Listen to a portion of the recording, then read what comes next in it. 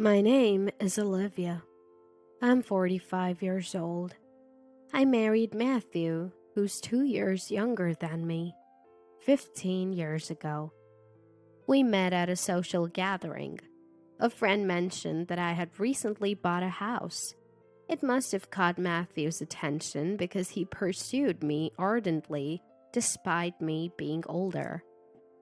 Initially, I was skeptical, but his warm smile and kind, intelligent demeanor won me over during our one-on-one date. I had never had a serious relationship before, and I quickly fell for him. To keep him interested, I tried my best to embody the ideal woman he was looking for. Fortunately, I never disliked housework. I was used to living alone, so playing the role of a homemaker wasn't too hard. A year into our relationship, he proposed and we got married. Upon his request, I switched from a full-time job to part-time. Little did I know that my efforts to captivate him would backfire in such a way. It all started one evening when I was late coming home from work. The weather turned bad suddenly, and I rushed home, regretting that I had left laundry out to dry. If this was the case, I shouldn't have hung the laundry outside to dry. I was relieved to find Matthew was already home, seemingly having gotten off work early. Apparently, it was unusually early today. It was good. Great. The rain just started. The laundry should be fine, I thought as I entered the house. I'm home. Welcome back. Wait, why does he sound so grumpy? I saw Matthew sitting on the sofa watching TV with a pile of crumpled laundry beside him. What's the deal with the laundry? Thanks for bringing it in. Don't hang laundry outside when the weather's like this. Aren't you ashamed to make your husband do chores? What? My gratitude vanished. My husband sighed loudly. Why do you think I wanted you to switch to part-time? So you can take care of the house. You're my wife. You should be doing that. What an outdated way of thinking. And it's pouring rain outside. But back then, I was head over heels for Matthew. Plus, I was the one who tried to play the role of the perfect homemaker. I swallowed my complaints and agreed.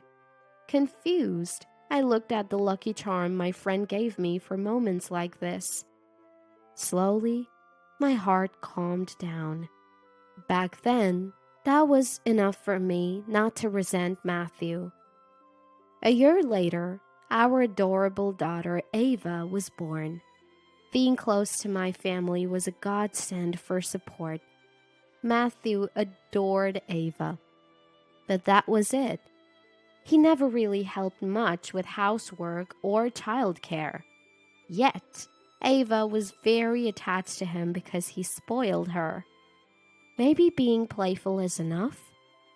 Fortunately, we could live off Matthew's salary. When Ava turned 3, I put her in daycare and started a part-time job. Then, I started using my own earnings to make my life a bit easier. Matthew never interfered with how I managed the house or raised our child. Whenever he complained about the house being messy or dinner being late, I reminded myself that he was just a big kid who happened to earn money to keep my sanity. Like that, we lived as a typical family of 3, more or less happily. Then, one Saturday, after Ava had gone to her extracurricular activities, Matthew's phone rang. From what I could hear, it seemed like it was his mother. He was scratching his head while listening intently. Once he hung up, I asked, "What happened?"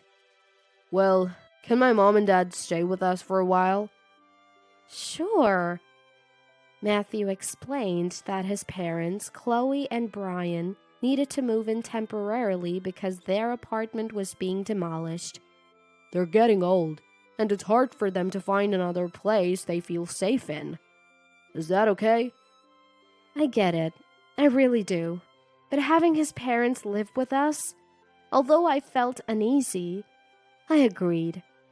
What can you do? I could never say no in front of Matthew. A month later, Chloe and Brian arrived with a moving truck. They hauled in a ton of stuff and started exploring our house.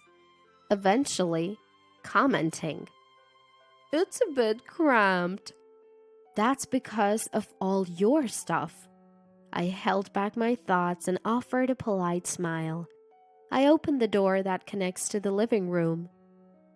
"This room, on the first floor is for you, Chloe and Brian. Please make yourself at home until you find a new place." "It looks like it gets chilly in here." "We have a heater, so feel free to use it." Chloe started unpacking her things, obviously dissatisfied. Meanwhile, Brian opened the fridge without asking. "Hey, Brian!" "What? We're gonna be living here, right? What's wrong with opening my own fridge?" "Well, you're right, but you've barely been here before. A heads up would be nice." "I drink 3 beers a day. I'll let it slide this time, but keep it stocked from now on." "All right." I knew this would happen. In more polite terms, my in-laws have an old-fashioned way of thinking. The elderly deserve respect, and men are naturally more important than women. When Ava was born, their first words were, "The next one should be a boy." The tricky part is that they absolutely dote on their son Matthew, and Matthew, in turn, acts like a child around them.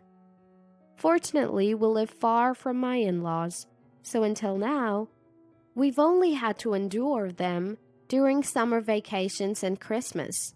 But it's getting harder to imagine this lasting much longer.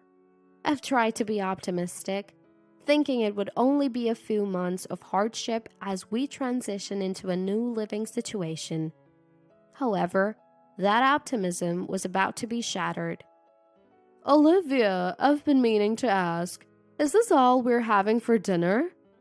Chloe said, wearing a displeased look on her face. "Is there a problem with that?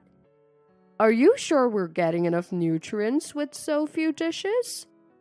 "We might not have a very large variety, but I've loaded the soup with vegetable and there's also salad. It should be nutritionally balanced." "Grandma, Mom cooks dinner after coming home from work. I think this is enough." To Ava's gentle interjection, Chloe responded curtly, "Children who know nothing shouldn't interrupt adult conversations. I'm saying this for your benefit and Matthew's, okay?" "Fair point. You do have weekends off, so you could at least prepare something in advance." Matthew answered, and Chloe nodded in satisfaction. "I'm so tired of running errands, like buying beer and adding more blankets because the room's cold. All because I have to cater to my in-laws' whims." "If you get it, then focus on your studies. Don't act all high and mighty until you get into college worth boasting about." At Chloe's icy words, Ava hurriedly finishes her meal and quickly heads upstairs to her room. Seeing Ava's reaction, I can't help but sigh at Chloe, who's always complaining about bad manners. Does she really think someone can stay calm after being spoken to like that? Besides, there are people far worse than that. "Yeah, right there! Hit it! Hit it! Run!" Brian is munching on chicken and cheese, drinking beer, and loudly enjoying a baseball game in front of the TV.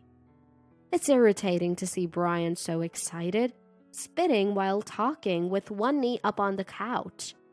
Ever since the in-laws came, Brian, being the eldest male, gets the most special treatment, followed by Matthew, Chloe, and then me, Ava.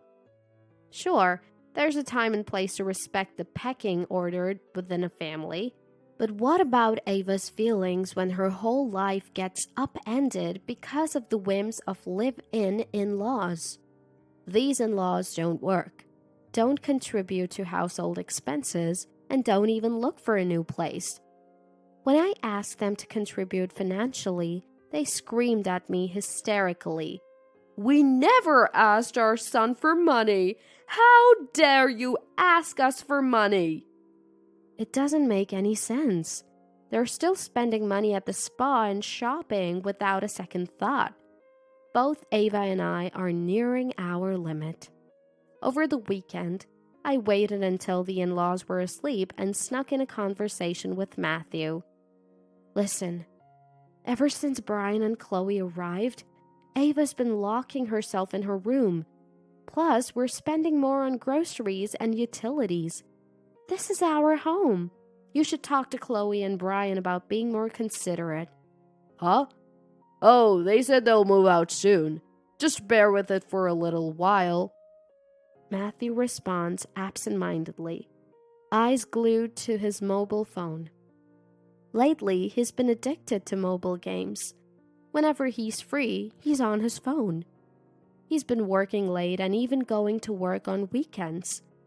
The other weekend, he suddenly had to go on a business trip and left in a hurry.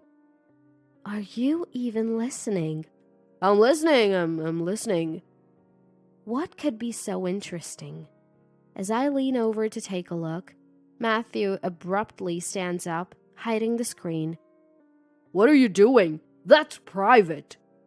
Sure, mobile phones are private. But should he be so startled just because I might see his game? What are you hiding? Nothing. If it's nothing, then show me. I'm curious about what mobile game has you so hooked. Well, it's just that, Matthew fumbles with his phone behind his back. And just then, a message alert rings out from his usually quiet phone. It seems he had taken it off silent mode without realizing. It's Friday night, 11 p.m. Who messages someone at this hour? It's not like we're teenagers anymore. Something seemed off. You got a message. Want to check it? I smiled calmly. Matthew glanced at his phone screen and gave a fake smile. It's a work thing. We should head to bed. I have to work tomorrow. On his way to the bedroom, Matthew's phone slipped out of his hand. As he quickly picked it up and skimmed the screen, the message read, Megan, looking forward to tomorrow. Love you. Panicked, I snatched his phone and confronted him.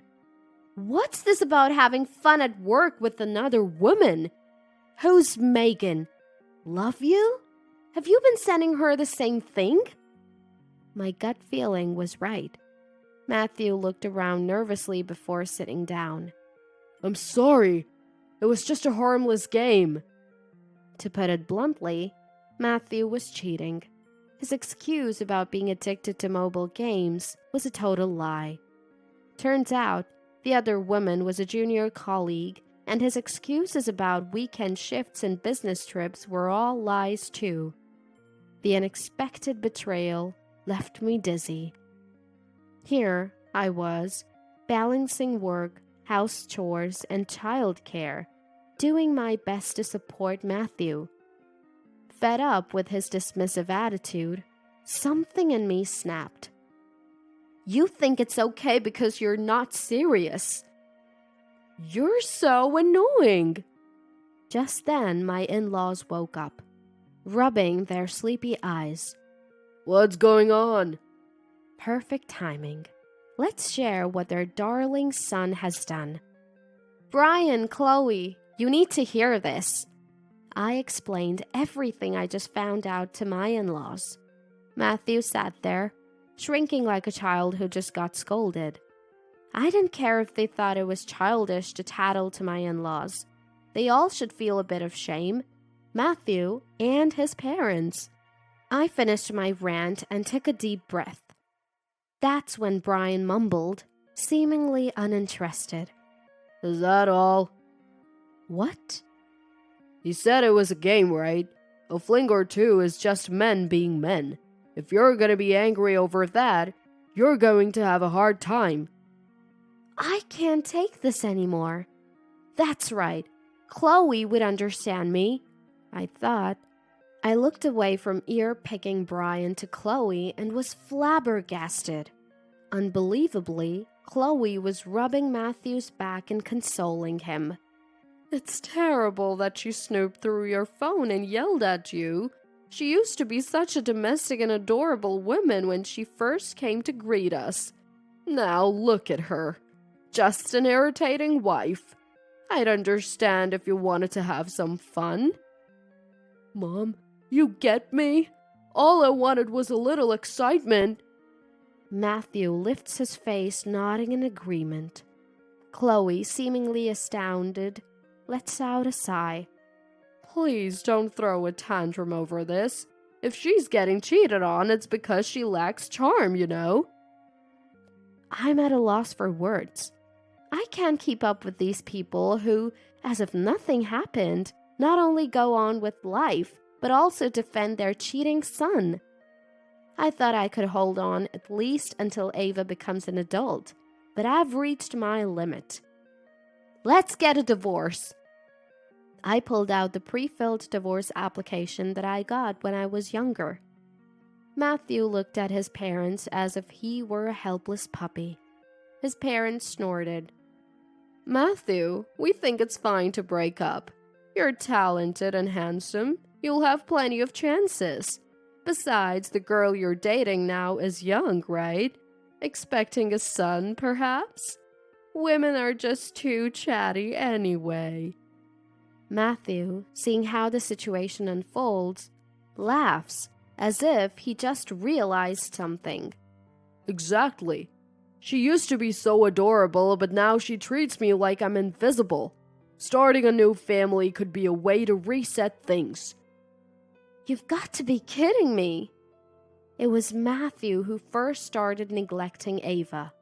Matthew started finding it tedious to engage with Ava as she matured and lost some of her cuteness.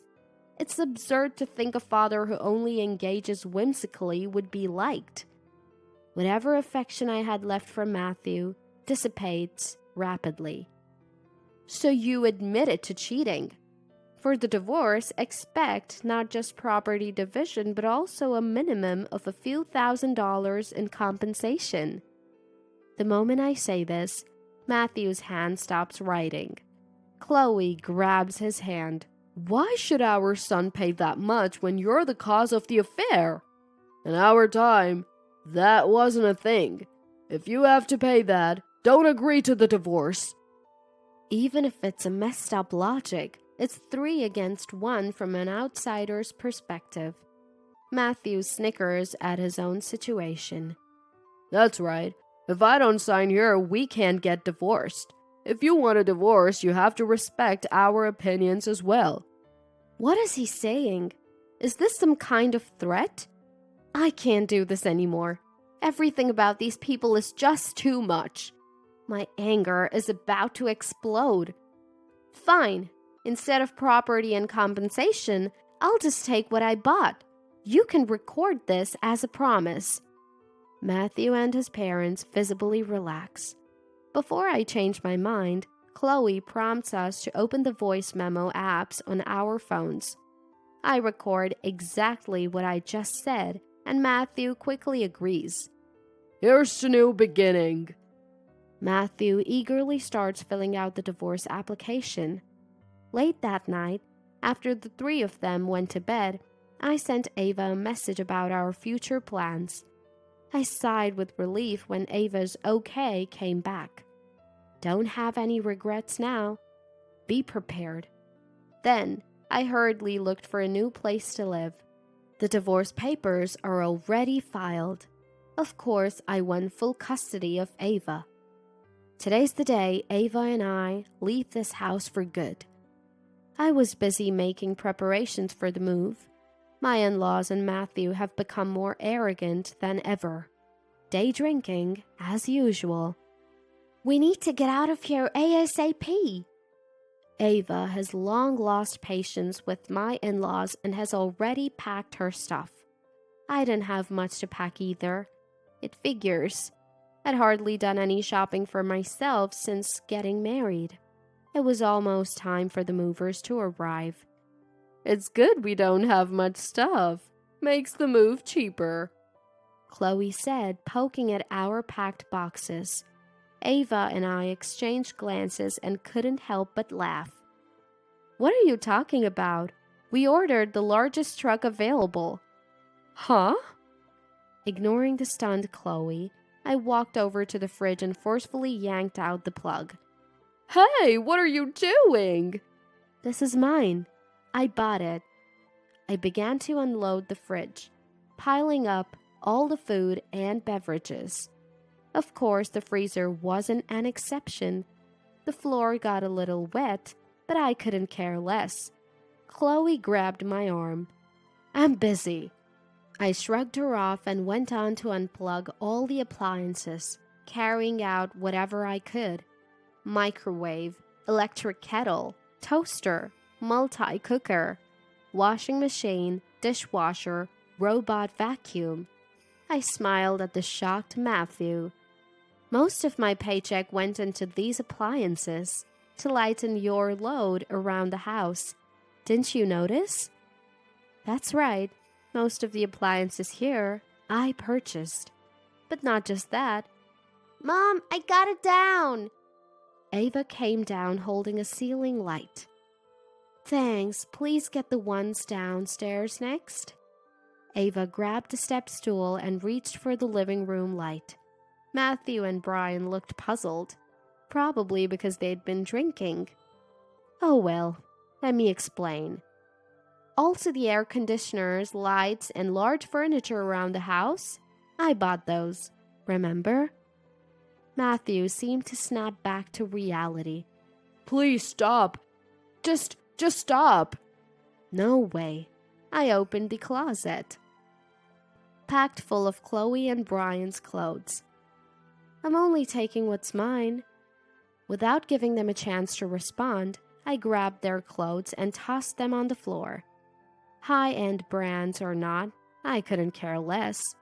I emptied the closet, bookshelf, and decorative shelf one by one. Oh right, my dresser. I pulled open the drawers to find makeup that probably belonged to Chloe. Such expensive stuff going to waste. I can't be bothered to take it out one by one. So be it. All right, here we go.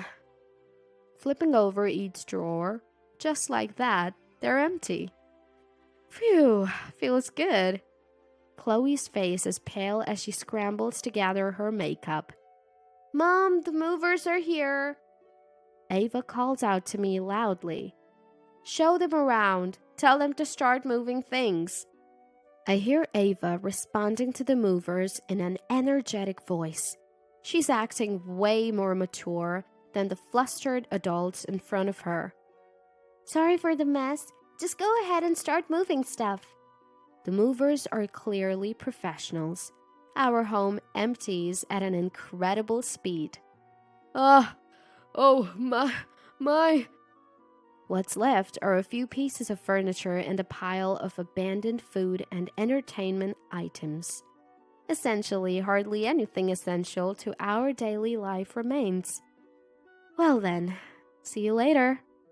After waving goodbye to the truck, Ava and I catch our breaths. I take an envelope from Ava and tell her to go to grandparents' house. Just then, a loud yell comes from behind. Startled, Ava shakes her shoulders. I urge her to go and then turn around. It's not just the alcohol. My in-laws and Matthew are red-faced and shaking with rage. How could you do something so horrible? I did exactly as I said I would. Now it's time for all of you to sort out your moving arrangements. What? All three shout in disbelief. Pathetic. Don't you remember? I own this property and this house. Matthew's face instantly turns pale. You're not saying you sold this house too? That's right.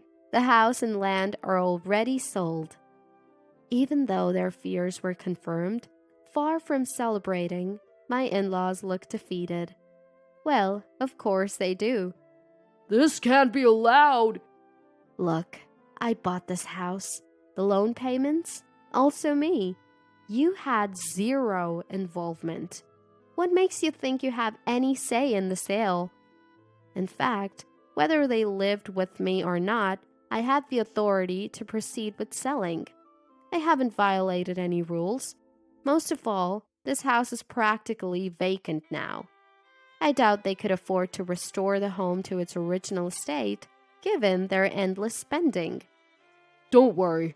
You have a lovely girlfriend, right? Why not go to live with her? I can't help but laugh at Brian's desperate attempt. Feel free to try, but I wouldn't count on her. What? Shocked, eh? I wonder if that's what his expression means. What do you mean? After you left, I contacted Megan from your office. A horrible woman. Perfect for you. After I told her about your true nature and about Chloe and Brian, she said she never wants to see you again. At my words, the color drains from Matthew's face. No way. Matthew tries to make a call on his mobile phone, but the voice that comes through is mechanical, even though it's from the same woman. The number you have dialed is either out of service or switched off. Frustrated, Matthew and his parents don't know what to do next. I approach them and hand over an envelope I got from Ava. Here, this is from Ava. What? You've got to be kidding. Of course it's a letter from Ava. Her dad and grandparents are in a bind, aren't they? Matthew's face lights up instantly. Nobody mentioned a letter, but okay. They open the envelope and unfold the paper inside. The look on Matthew and his parents' face turns to shock. What is this? It's paperwork for child support. Drafted by a lawyer. It's a legally binding document. You don't have to worry about splitting assets or paying alimony. You get it now? I never made a decision about child support. Basically, it's the child's right to receive it. Matthew is speechless. You're Ava's dad. She said she's determined to go to a university she can brag about. You're paying for her tuition until she graduates. Matthew and his parents are utterly defeated. It's a little kindness I can offer. I put a pamphlet from a moving company in front of them and walk away. Fast forward a month. The money from the sale of the property was safely transferred to my bank account. I'm now living peacefully in my new place when messages begging for reconciliation start coming from Matthew. According to him, the affair got exposed at work because of the call I made. His mistress had to resign. Matthew was demoted and lost the reputation he had built up. Now he's living in a rundown company apartment in the middle of nowhere with his family. The home is full of discord, with Matthew and Brian who never lift a finger, and Chloe who always did as she pleased. Their place is filled with clutter and garbage, making living there nearly impossible. What goes around comes around, huh? I block him on all platforms, ensuring he can't reach me again. As for me, I'm back to full-time employment, and Ava is thriving. Our space is smaller but loaded with the latest appliances. With Ava's help, there's virtually no burden of housework. Ava is committed to both her studies and extracurricular activities.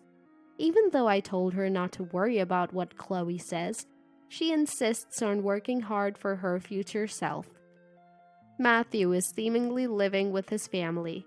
Maybe it's time for me to move back with my parents at the contract renewal.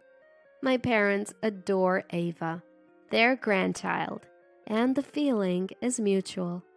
Living together shouldn't be a problem. I also have the money from the settlement and property sale. Maybe I could renovate my parents' home to make it more comfortable for them and Ava. Opening my makeup drawer, I take out the new cosmetics Ava and I bought recently. I apply a calm colored lipstick to my lips. Life lasts 100 years. My life is just starting. The me in the mirror looks happy. And yes, I'm going to keep being happy.